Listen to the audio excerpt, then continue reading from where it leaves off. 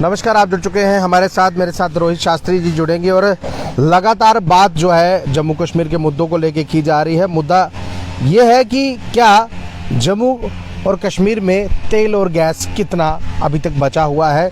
जो मंत्री बोल रहे हैं सतीश शर्मा, वो कहीं ना कहीं चौंकाने वाला आंकड़ा है। लेकिन क्या कुछ यहाँ उमर अब्दुल्ला ने बोला था कि अगर लोग पैनिक फैलाएंगे तो हम पेट्रोल पंप बंद कर देंगे। रोहित जी, मुझे ये बताइए, चीफ मिनिस्टर उमर अब्दुल्ला कुछ बोलते हैं, उनके मंत्री कुछ बोल रहे हैं, और जम्मू कश्मीर की स्थिति क्या लग रही है आपको? कितना अभी जो है यहाँ तेल और गैस बचा हुआ है? गुलशन जी, आपने अपना कीमती समय दिया, आपका बहुत बहुत धन्यवाद। कल रामनवमी थी। मैं अपने समस्त जम्मू कश्मीर वासियों को रामनवमी की बहुत बहुत शुभकामनाएं देता हूं।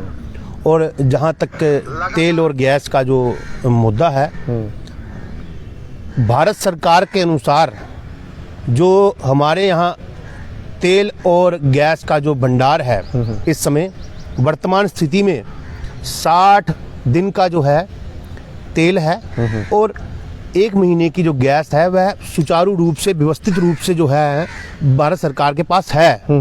भारत सरकार का ये कहना है। और हमारे जम्मू के माननीय मुख्यमंत्री जी उमर अब्दुल्ला जी जो है, परसों हम वहीं थे गांधीनगर में, जब वह बोल रहे थे तो सुन रहे थे, तो उन्होंने कहा कि मैं पेट्रोल पंप बंद कर दूंगा कि पैनिक ना फैलाएं। तो उन्हीं के ही मंत्री जो है कल बयान दे रहे हैं कि जम्मू के पास 7 दिन का तेल है और कश्मीर के पास 20 दिन का जो है तेल है। तो मैं अपनी जो एलजी प्रशासन है और अपनी जो जम्मू कश्मीर की जो सरकार है, एनसी सरकार, और भारत सरकार से ये आग्रह करूंगा कि ऐसा पैनिक ना फैलाएं जिससे जनता जो है परेशान हो जाए, क्योंकि आगे ही जनता अपने और चीज़ों से परेशान है। तो इस समय वैश्विक स्थिति से भी जो है, वैश्विक स्थिति में जो युद्ध चल रहा है उसको लेकर ही लोग चिंतित हैं। तो मैं मंत्रियों से ये आग्रह करूंगा वह ऐसी बात ना करें, ऐसा तथ्य ना फैलाएं जिससे समाज में जो है आपस में जो मतभेद पैदा हों। कि क्योंकि आपको पता ही है गुलशन जी, जब एक गलत झूठी खबर जब फैलती है, पैनिक बन जाता है। फेक न्यूज़ फैलती है तो पैनिक बन जाता है। ऐसा नहीं होना चाहिए, क्योंकि इतना बड़ा हमारा देश है, 150 करोड़ आबादी है। तो इस पे यही मेरा कहना है।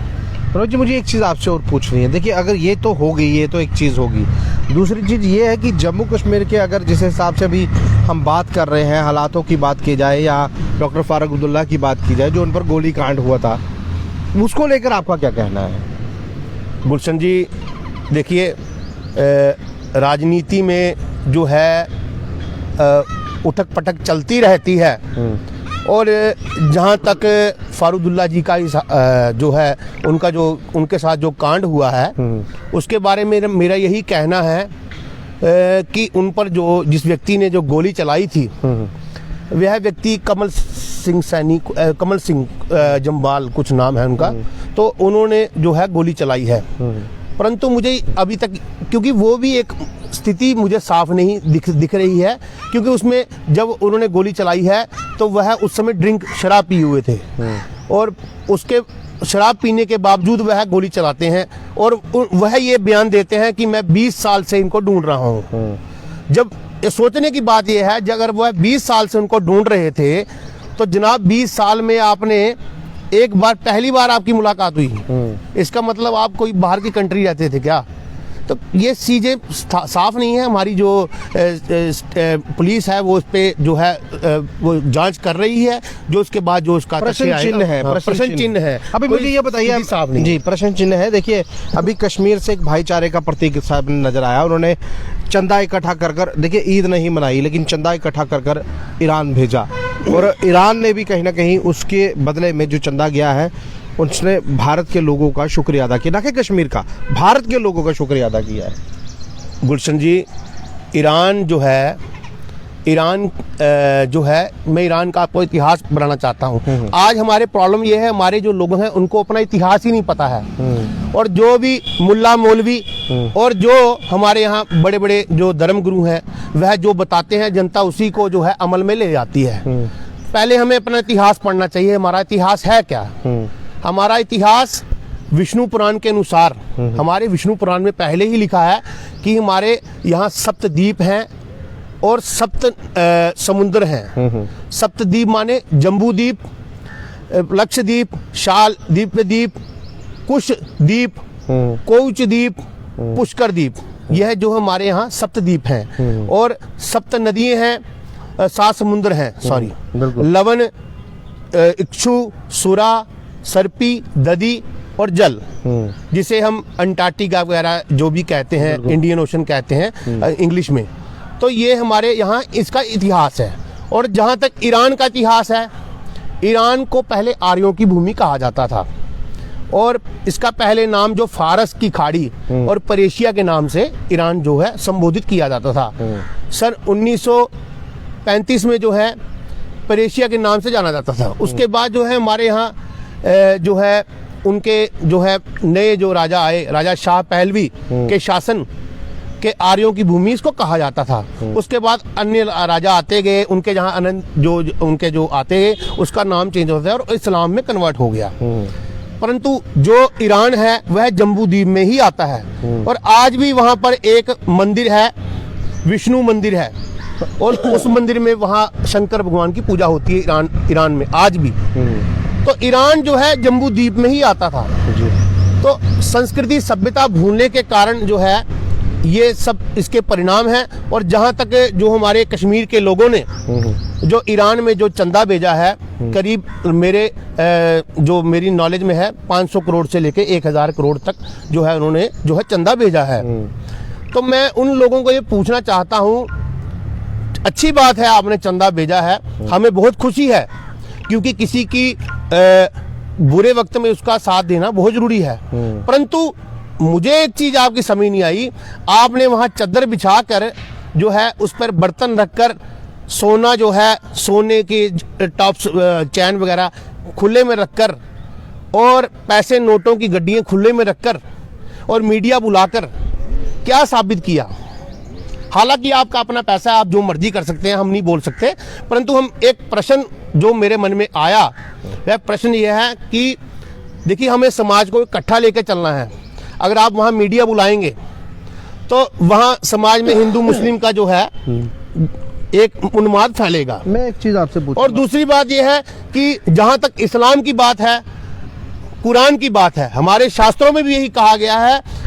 शास्त्र ये कहते हैं कि बाम हस्त कृतीय दानम द्वितीय हस्ते न विद्यते, एक हाथ से दान किया दूसरे हाथ को पता नहीं चलना चाहिए। और कुरान भी यही कहती है, कुरान में भी लिखा है कि दान जो है गुप्त होता है, क्योंकि जो कुरान को मारते हैं। परंतु यहाँ तो कुरान के भी नियमों का पालन नहीं किया गया, यहाँ तो खुले में मीडिया बुलाकर जो है खुले में जो है दान दिखाकर नोट की गड्डियां और जितने बर्तन इत्यादि जो लोगों ने, ठीक है आपने दान करना था करिए।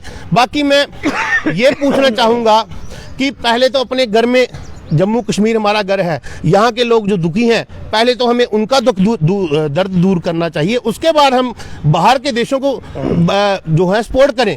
पहले अपने घर में। एक चीज मैं आपसे पूछूंगा, छोड़िए मेरी बात, कश्मीर में जो है ना एक भाईचारा है, ये मैं अभी से नहीं जानता क्योंकि मैं कश्मीर जाता हूँ, वहाँ एक भाईचारा है।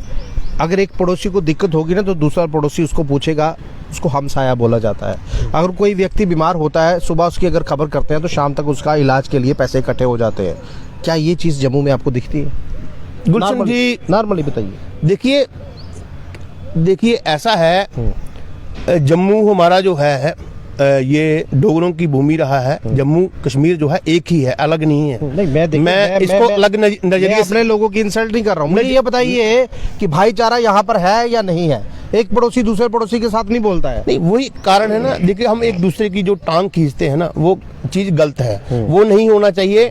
मैं ये जानता हूँ कि जम्मू कश्मीर हमारा अपना है और इसका प्रत्येक जो नागरिक है वह हमारा अपना है। देखिए अगर कोई गलती करता है तो उसे डांटना भी हमारा ही काम है। कश्मीर के लोगों ने कुछ दिया है ना ईरान को, तो ईरान ने ट्वीट कर ये भी शुक्रिया अदा किया है। और उसी शुक्रिया अदा के वक्त में, सुन लीजिए, उसी शुक्रिया अदा के उपलक्ष्य में या वक्त में मैं कहूँ कि उन्होंने जो जहाज यहाँ आ रहे हैं ना, ये हमारी विदेश नीति के लिए नहीं आ रहे, ये हमारे लोगों ने जो उनको मदद की है ना, ये उसके लिए यहाँ पर।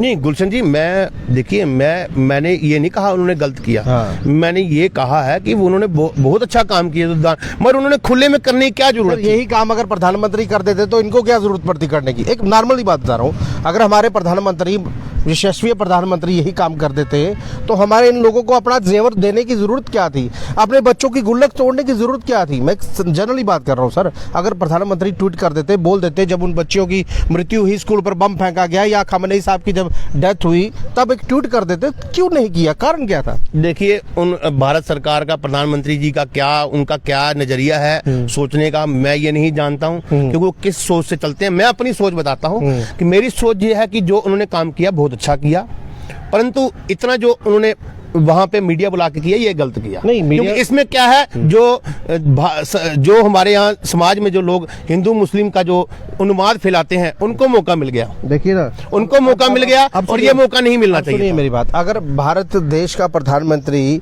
मीडिया के सर पर चल रहा है, नहीं चल रहा मीडिया के सर पर, मीडिया के सर पर जो है इस सरकार की जो है नींव बनी हुई है, जिस दिन मीडिया पीछे हट गया तो नींव निकल जाएगी। पटेल जी, ये भी याद रखिए चीज।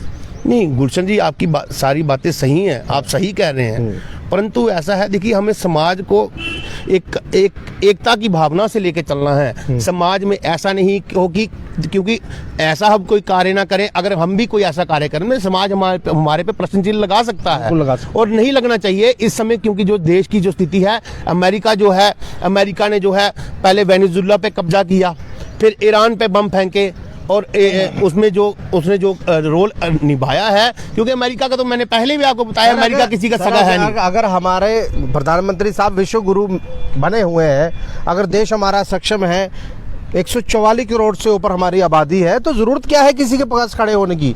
दफा कीजिए ना उन लोगों को। गुलशन जी, अब ये देखिए, उनकी विदेश नीति क्या है, मैं उसके विषय में कुछ नहीं बोल सकता, और जहाँ तक मैं ये चाहता हूँ कि मैं जम्मू कश्मीर का एक नागरिक हूँ, और जम्मू कश्मीर के हितों को लेकर सोचना मेरा परम कर्तव्य है। हाल जम्मू कश्मीर के नागरिक हैं, जम्मू कश्मीर के हितों को लेकर इनका सोचना कर्तव्य है। यही काम हमारा भी होना चाहिए। जैसे कश्मीर से भाईचारा नजर आता है, यही भाईचारा जम्मू में भी नजर आना चाहिए। देखिए, अगर किसी की मदद हो सकती है, आप मदद कीजिए, ये प्रश्न चिन्ह लगाना बंद कर दीजिए। चलिए, कश्मीर ने पैसा दिया, कहाँ दिया, कितना दिया, क्या दिया, मैं उस पर टिप्पणी नहीं करूंगा, लेकिन ये हो गया कि जिसको पैसा दिया उसने शुक्रिया अदा भी किया, और उसने ये भी कहा कि जहां तक हो पड़ेगा हम भारत की मदद करेंगे, चाहे गैस हो, चाहे पेट्रोल हो, चाहे कुछ भी हो, वो मदद करेगा। जी, ऐसा है, देखिए, अगर हम पुरानी अपनी सभ्यता को देखें तो भारत ने कभी किसी का बुरा नहीं सोचा है, और ना किसी का बुरा सोचता है। भारत हर देश का भला चाहता है, परंतु जो ये पाश्चात्य जो वेस्टर्न जो कल्चर है, इसने हमारा बेड़ा गर्क किया है। वेस्टर्न कल्चर जो है कि अपने आप को वो दिखाना, अपनी संस्कृति सभ्यता को भूल जाना, उसका यही दुष्परिणाम है आज। हाँ, मानता हूं मैं, टेक्नोलॉजी हमारे लिए जरूरत है, मानता हूं मैं, ये भी मानता हूं हमारे लिए टेक्नोलॉजी बहुत जरूरत है, परंतु उसके साथ हमारे संस्कार हमारे लिए परमावश्यक है। आज हमारे संस्कार नहीं होने के कारण, अपनी संस्कृति भूलने के कारण, आज उसका परिणाम है ये। पर एक चीज है, वासुदेव कुटुंबकम की हम नीति लेकर चल रहे थे, तो यहाँ पर आकर वासुदेव कुटुंबकम की नीति कहाँ चलेगी प्रधानमंत्री साहब की, जब एक इजराइल पर हमला किया 2 देशों ने मिलकर? गुलशन जी, ऐसा है, देखिए, भगवान राम थे ना, तो वह मर्यादा में चलते थे। बिल्कुल, भगवान राम ने मर्यादा पुरुषोत्तम, मैं भगवान राम की बात करता हूँ। भगवान राम के पास जब विभीषण आया तो भगवान ने कहा, आओ लंकेश। लंकेश संबोधित किया तो सुग्रीव इत्यादि जितने भी भगवान के जो सेना थी, और उन्होंने कहा कि प्रभु आपने इसको पहले लंकेश बोल दिया। तो भगवान ने कहा, तब क्या है, कल रावण भी मेरी शरण में आए, अगर वह अपने मेरे विचार को ग्रहण कर ले तो मैं भी उसे अपना राज्य दे दूंगा। परंतु अब जो स्थिति है पूरे विश्व की, वह मर्यादा की स्थिति नहीं है। मर्यादा को तार तार कर पूरे विश्व ने आज भारत का जो बुरा किया है, उसका परिणाम आज पूरा विश्व भोग रहा है और भोगेगा। बहरहाल देखिए, खाड़ी देशों में जो जंग लगी हुई है, यहाँ खाड़ी देशों पर जो हमला हुआ है, उसको लेकर कहीं ना कहीं रोहित शास्त्री जी का क्या कहना था, लेकिन भारत देश जो है उसकी अपनी एक नीति है। चलिए, जो कुछ भी भारत के प्रधानमंत्री कर रहे हैं या विदेश नीति जो कर रही है, अपनी बात आपने मेरी बात काट दी। अब जो है भारत कृष्ण नीति पर चलता है, क्योंकि कृष्ण नीति जो हमारे से जो छल करते हैं, भारत का जो हित खाते हैं, भारत सबका अच्छा किया, भारत ने सबका अच्छा सोचा, आज उन्हीं देशों ने भारत का बुरा सोचा, तो उसका परिणाम हम भोगेंगे, बिल्कुल भोगेंगे और भोगेंगे और भोग के रहेंगे। देखिए भोगी भोग रहेगा, जो करेगा वो भरेगा, ये भगवान कृष्ण ने कहा था। लेकिन आज के वक्त में किसको क्या मिल रहा है? एलपीजी के लिए लोग सड़कों पर है, पेट्रोल डीजल की किल्लत है नहीं है, ये कहीं ना कहीं मंत्री क्या कुछ कहते रहते हैं। कहने से पहले ही अपने आप को सोचा कीजिए कि आम जनता पर इसका क्या असर पड़ता है। बहरहाल इस खबर पर आप लोगों की क्या राय है, यहाँ पर अपनी राय रखिएगा, इस वीडियो को लाइक कीजिएगा। नमस्कार।